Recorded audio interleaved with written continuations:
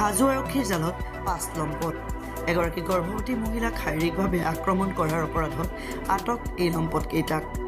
উল্লেখ্য যে বিগত বছৰৰ নৱেম্বৰ মাহত হাজো চৰাবৰী বিলপাৰাৰ বদৰ আলীৰ কন্যাক প্ৰেমৰ সূত্ৰে পলুৱাই নিছিল একেখন গাঁৱৰে চিৰাজ আলী নামৰ এগৰাকী যুৱকে।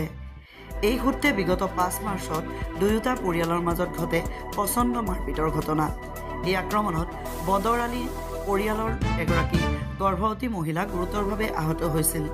ইয়াকে লৈ হাজো আৰক্ষী থানাত ভুক্তভোগী পৰিয়ালটোৱে গোচৰ দিয়াত আৰক্ষীয়ে আটক কৰে লোককেইজনক। ভুক্তভোগী পৰিয়ালৰ এজাহাৰৰ ভিত্তিত আৰক্ষীয়ে আটক কৰে চৰাবৰী বিলপাৰাৰ আছিক আলী, আহিম আলী, আহমেদ আলী, কৰম আলী আৰু হাতেম আলী। হাজো আৰক্ষীয়ে আটকাধীন লোককেইজনক সোধপোছ অব্যাহত ৰাখিছে। হাজোৰ পৰা কমলাকান্ত দাসৰ ৰিপৰ্ট, বটদ্ৰৱা লাইভ।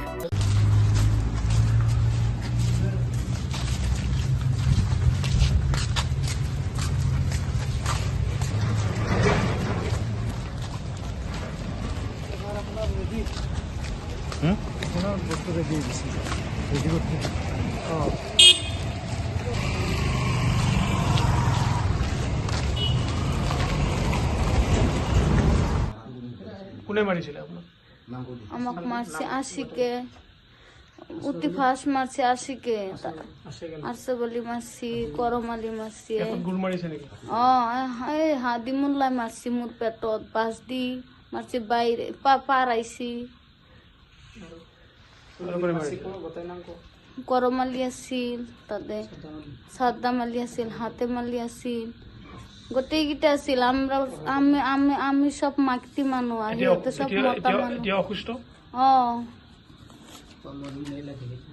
আমার বাচ্চাটো বিচার লাগে।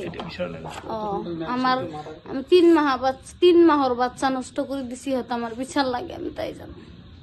বরে দিয়ে পেলাই কিডনিকত নাপতি দিয়ে খচিছিল, খচাৰ পিছত কিডনিকটো আমাৰ ফুলি গেছে।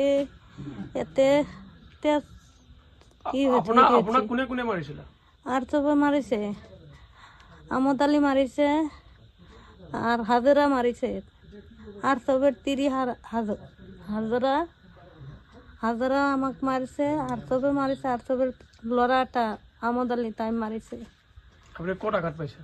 আমি এটা আঘাত পাইছো, এটো ভাঙি গেছি কঁকালত, ভাঙি গৈছে? এতে ফাটি গেছি, এতে ফাটি গেছি, এতে তেজ ওলাইয়া ই হয়ে আছে, জমা হয়ে আছে। কিডনিকটো ফুলি গেছে, মই উঠবা নৰো, খোজ কাঢ়বা নৰো।